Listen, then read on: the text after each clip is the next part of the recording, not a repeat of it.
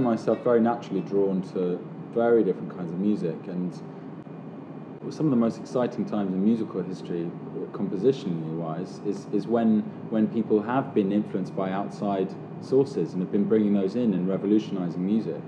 And then obviously the composers that represent the pinnacle of a certain style rather than being revolutionaries.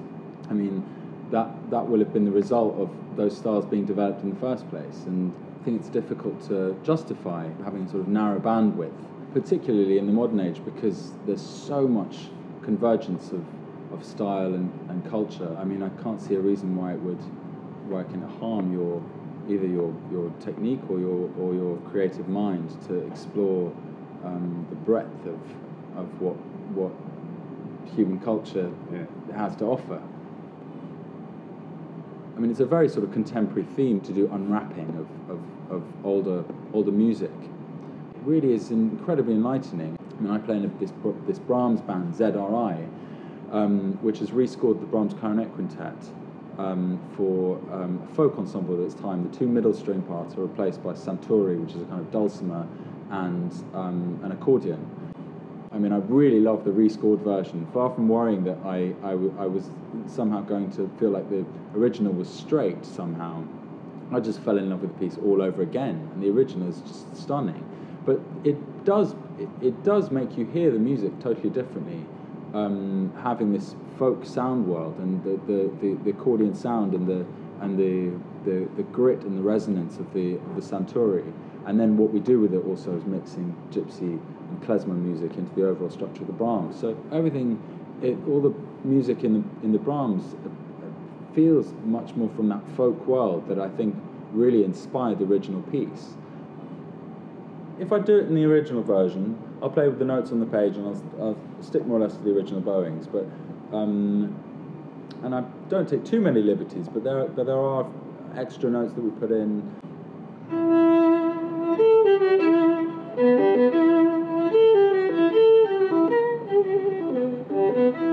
There's a little frill I do that I wouldn't do in the original version.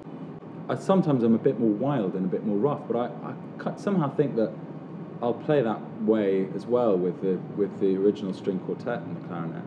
The second movement theme, I'm sometimes playing in unison with the accordion, so I play without any vibrato, with a very pure sound, very.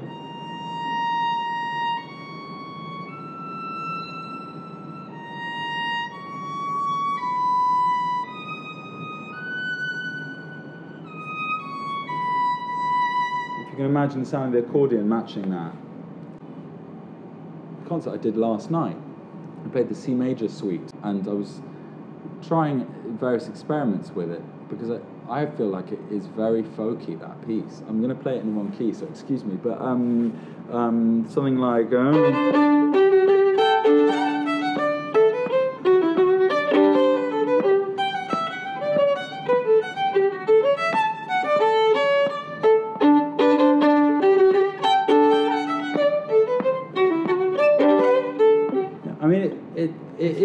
It's funky and it's groovy, and I feel like sometimes people underestimate the importance of context. The J.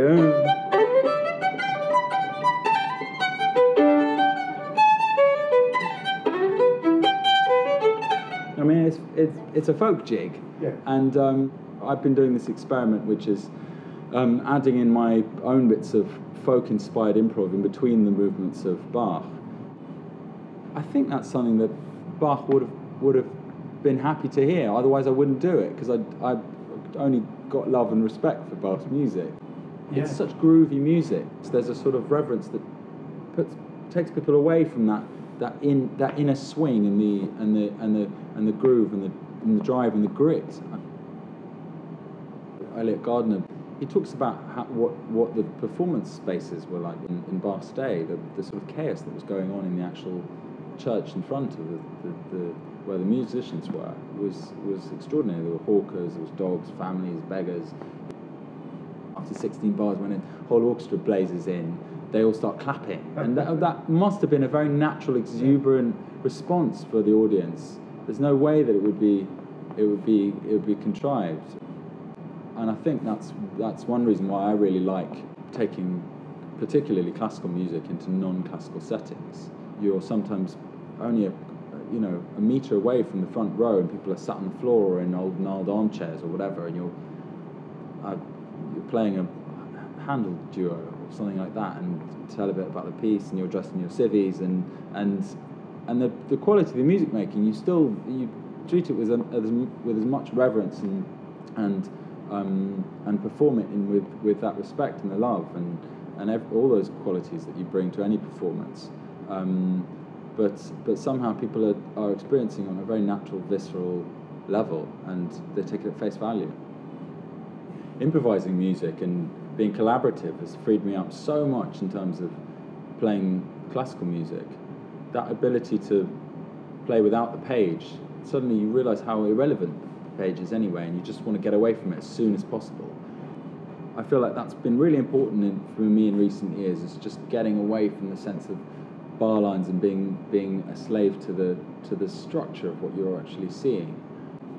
The thing with improvisation is that you want that link between the inner ear and the fingers to be a seamless one, so that you can execute an idea and it be very fluid and creative. I sometimes liken improvising to playing into a space, and there are already things occupying that space. You hear other sounds that are created by the musicians around you and yourself, and you play and you see shapes in the gaps, and you fill them with what it is it comes to your mind. And if you don't see anything, then you don't play. And sometimes it's like a feeling of being pushed along, that there's so much you want to put in that space, and this delicate navigation through the space with the other players, and that's that very real-time experience. Particularly in the club, I've surprised myself a lot by making sounds that I had never made before. You have a very quick turnover of ideas, because everything's got to be new. I've discovered things about my instrument that I've been playing for close to 30 years now, that I never knew were there, and that's pretty cool. Let me see. Should I see if I can do one now? Yeah. Ooh, there's the pressure.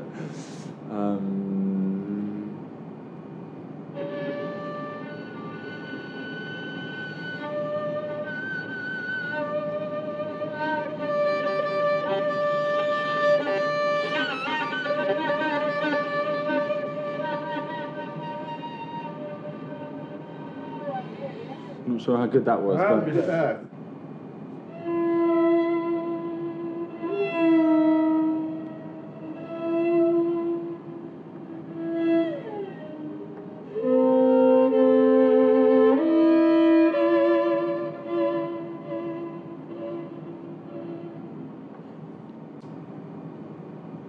I think I was just trying to find a colour, an unusual colour.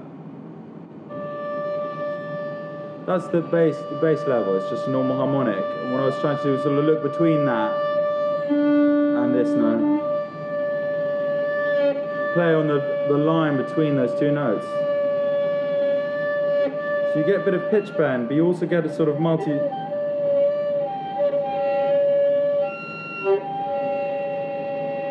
There we go, there's the multiphonic sound.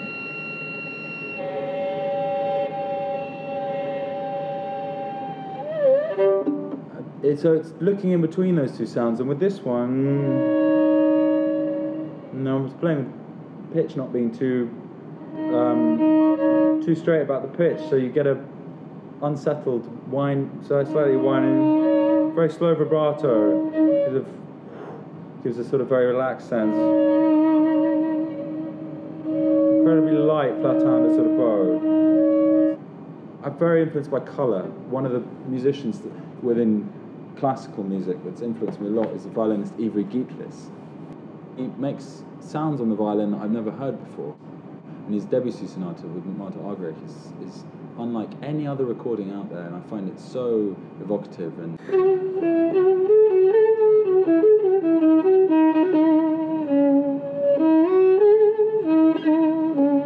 I mean, a sound like that, he would go to the extreme of playing up there on the fingerboard, make this sort of golden sound. That's one thing that's been really exciting within improvisation context, and and having an open ear for colour is you look for different things, and there's so many different ways to find them. Sometimes it can be quite a technical exercise because there's so much in terms of instructions on the page that your brain and your technical capacity are very much fired up to deliver those things, and there's little room outside of that to actually feel like you're being too creative.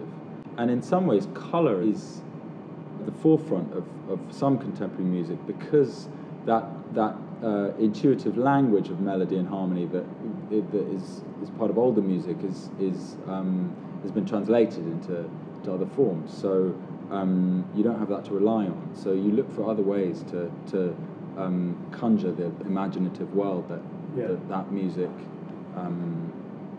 creates.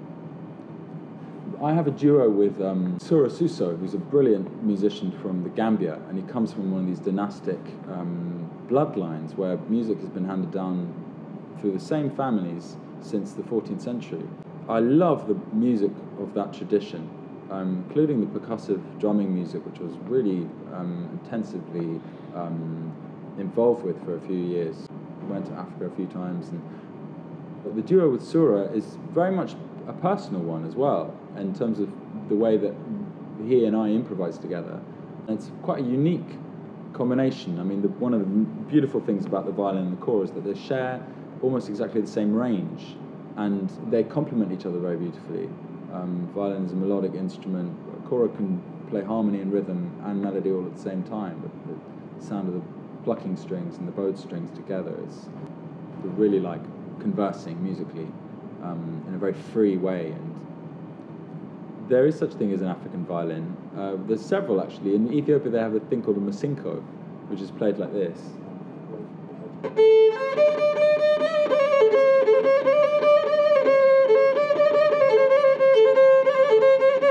I mean, that's a very bad very bad imitation of one. It's probably a lot more rhythmical than that, but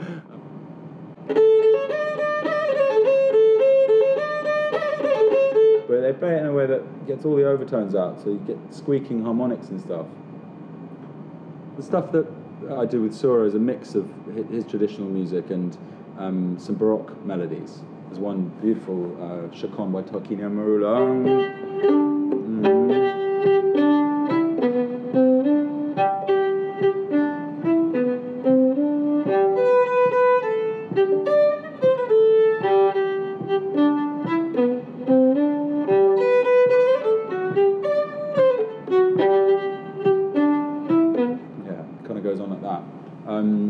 And they're very sort of really in that same way that West African music is. So we sort of struck on this common ground.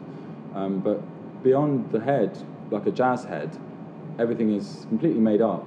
So we just kind of follow each other's ideas. A lot of the stuff that we do that's improvised sounds almost rehearsed.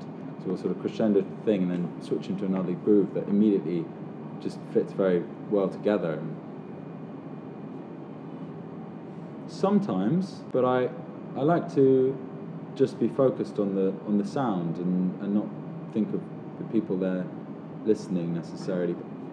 I suppose I value a sense of humility in performing music.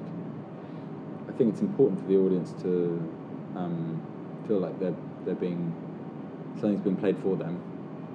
Sometimes you don't have to be generous or giving, and you can be very inward, and that actually that can be very powerful as well, and that sometimes it draws you in. I mean, I've had the experience where I've played a piece of music that's really intense, and I just, the last thing I want to do at the end is get up and smile and bow to the audience. I just want to walk off stage, and if it's something really dark that's really hit you in your inner core, you just want to experience that after effect of it rather than going into that other world of okay, now we applaud the performers, and also taking credit for something that you feel like I mean, I don't want it to sound silly, but sometimes you genuinely feel like you've been a sort of vessel for something, and that's what I'm talking about in terms of humility, and rather than you've been the person who's gone out there and done this amazing rendition of this piece, and So you don't really want to change the focus. It's about the music, and then there's also kinds of music where there's a bit of a showmanship involved, and that's always fun. So I mean, sometimes it's you want a bit of pizzazz and be a bit bombastic and show a bit of ego, and that's one of the wonderful things about being a musician is you get to. It's like being an actor. You inhabit so many different roles, and when you add that to functioning in different mediums as well, it's like you're living different lives at the same time. It's great. It's a sensitivity, I think, to those different sound worlds, because there are certain things that are only appropriate in one or the other. It's finding the parameters and the boundaries, and I think that's what that's one thing I was talking about earlier with the Brahms and with the Bach comparison, the folk. There's certain things that where you might be pushing those boundaries, but it's about not crossing the line and finding that language that really works. Because you could do it in a way that might be gross or tasteless, and that would immediately destroy the whole premise of the excitement and the interest where those different sound worlds interlock. Because essentially the thing I was talking about with Bach and the Brahms is convergence of different musical styles. It's a sensitive middle ground where they interlock. It feels like a very honest meeting of styles, and there's times when I will mimic that sort of kora. I mean, that's a very kora sort of riff. But then I'll bring in my own things as well. As long as it feels assimilated eventually, because so much of learning, even from one's own cultural background, it involves an initial imitation, and it's where that imitation then sinks down and then feels like it's part of you. It's easy to tell when something doesn't come from the heart, when someone's doing something but it doesn't quite feel natural, and I think that's something.